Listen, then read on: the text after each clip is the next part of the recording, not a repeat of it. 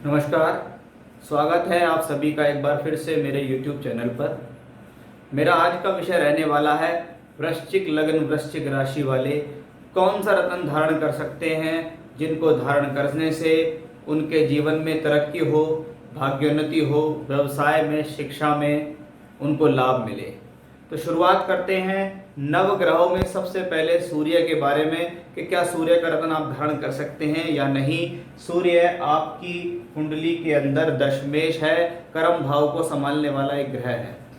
सूर्य का रत्न धारण करने से आपकी कुंडली के अंदर व्यवसाय से संबंधित स्थितियों में बढ़ावा मिलेगा। लेकिन एक बात हमेशा ध्यान रखिए, ग्रह जहां पर बैठता है और जहां का मालिक होता है वहां दोनों तरीके के प्रभाव वो देता है। यानी जहां का वो मालिक है वहां का भी प्रभाव देगा और जहां पर वो बैठेगा वहां पर भी वो प्रभाव अवश्य देगा।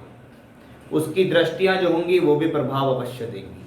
अब सूर्य यदि आपकी कुंडली के अंदर केंद्र और त्रिकोण स्थानों के अंदर बैठा हुआ हो 1, 4, 5, 7, 9, 10 लाभ भाव, यदि सूर्य इन भावों के अंदर बैठा हुआ है तो आप इसका रत्न धारण करते हैं तो आपको अपनी प्रोफेशनल लाइफ में फायदा मिलेगा।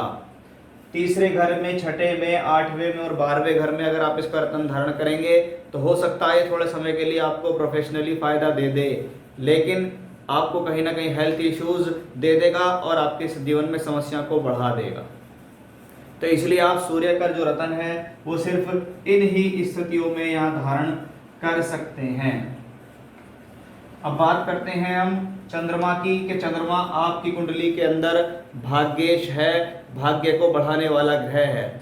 अगर आपकी कुंडली के अंदर चंद्रमा 6, 8, 12 भाव के अंदर बैठा हुआ हो, अमावस्या के आसपास का हो, पाप ग्रहों से पीड़ित हो, आपको मानसिक चिंता रहती हो, मेंटली टेंशन्स रहती हो, मानसिक रूप से आप बीमार हो, तो इन कंडीशन में आप 6, 8, 12 और तीसरे घर में बैठे हुए में चंद्रमा का रत्न धारण कर सकते हैं।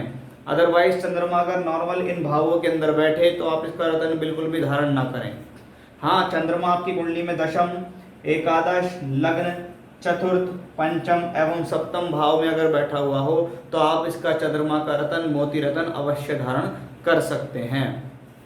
मंगल के बारे में बात करते हैं कि मंगल आपका लग्नेश है, आपका स्वामी है, और मंगल अगर कुंडली के केंद्र स्थान यानी इन स्थानों में बैठे, त्रिकोण स्थानों में बैठे तो आप रत्न धारण कर सकते हैं। लेकिन आपको ये ध्यान देना होगा, जैसा कि मैंने बताया कि ग्रह जहां पे बैठता है, जहां देखता है उससे संबंधित असर दिखाता है। और मंगल नेचर जो स्वभाव है नेचुरल उसका, वो एक अशुभ ग्रह का है और अशुभ ग्रह के स्वभाव के कारण आप देखेगा मंगल अगर चौथे घर के अंदर बैठा है, अगर आप उसका रत्न धारण कर लेते हैं तो उसकी चौथी दृष्टि कहीं ना कहीं चौथे घर पर, सप्तम भाव पर आती है। इसका मतलब ऐसा संभव है कि इसको पहनने के बाद आपको तो फायदा मिले लेकिन आपके मैरिड लाइफ में प्रॉब्लम्स आनी शुरू हो जाएं।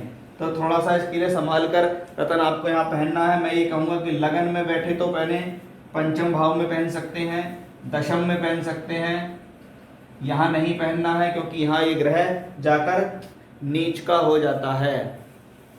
साथ ही साथ एकादश में बैठे तो इसका रत्न आप धारण कर सकते हैं। मंगल अगर सेकंड हाउस में बैठता है लेकिन कुंडली में मंगल षष्ठेश भी है, इसलिए इसका रत्न यहाँ अवॉइड ही करें। कुछ लोग कहते हैं कि मंगल उच्च की स्थिति में यहाँ होता है कि तो क्या इसका रत्न हम धारण कर सकते हैं। हाँ, आप ऐसी स्थिति में इनका रत्न यहाँ धारण कर सकते हैं, इससे कोई बहुत बड़ी समस्या आपको नहीं होगी। तो इसका थोड़ा सा आपको ध्यान रखना होगा कि किन स्थितियों में आप यहाँ मंगल का रत्न धारण कर सकते हैं। बुध इस कुंडली के अंदर अष्टमेश एकादशेश है, इसका रत्न धारण नहीं करना चाहिए क्योंकि ये दोनों ही स्थान अपने आप में अच्छे स्थान नहीं कहलाते हैं। बृहस्पति इस कुंडली के लिए द्वितीयेश और पंचमेश है, शुभ फलदायक हैं, धनदायक हैं, बुद्धिदायक हैं, संतानदायक हैं, शिक्षा देने वाले हैं। और बृहस्पति अगर कुंडली के 6, 8, 12 भाव में पाप ग्रहों से पीड़ित हो, अस्त हो, राहु केतु एक्सेस में हो, बहुत कम डिग्री पे हो तो आप इसका रत्न धारण कीजिए। अगर नॉर्मल तौर पे बृहस्पति इन घरों में बैठा हुआ है, पीड़ित नहीं है, तो आप इसका रत्न धारण बिल्कुल भी ना करें। अब पुखराज रतन यानी बृहस्पति का रतन अगर कुंडली में बृहस्पति चौथे घर में है तो पहने, पंचम में पहने, सप्तम में पहने, उच्च का हो जाता है, यहाँ पहन सकते हैं, यहाँ पहन सकते हैं और यहाँ आप पहन सकते हैं। साथ ही साथ ये भी ध्यान रखें, इन भावों में अगर बृहस्पति अस्त भी हुआ है तो उसका रतन बिल्कुल धारण कीजिए आप, उसको आपको अवश्य लाभ मिलेगा। शुक्र को वृश्चिक लगन के लिए मार्केश और द्वादशेश कहा गया, इसलिए इसका रतन बिल्कुल भी धारण नहीं करना है, ये लगन का परम शत्रु भी कहलाता है। शनि 2 खराब स्थानों के मालिक हैं, चौथे घर का मालिक है और तीसरे घर का मालिक है। ऐसी स्थिति में आपको शनि से संबंधित रत्न धारण नहीं करना चाहिए।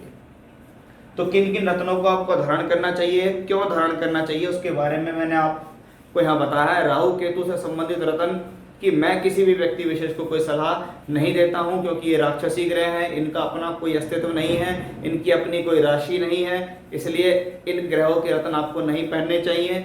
जरूरी नहीं है सभी ग्रहों के आप रत्न पहने। पूजा पाठ भी अपने आप में बहुत मान्य रखती है। अगर राहु केतु से संबंधित प्रॉब्लम ज़्यादा है तो आप उनसे संबंधित पूजा पाठ कीजिए, उनसे आपको यहाँ लाभ अवश्य मिलेगा। तो ये था मेरा आज का विषय कि वृश्चिक लगन और वृश्चिक राशि वालों के लिए कौन से रत्न धारण करने ज़्यादा लाभदायक होंगे।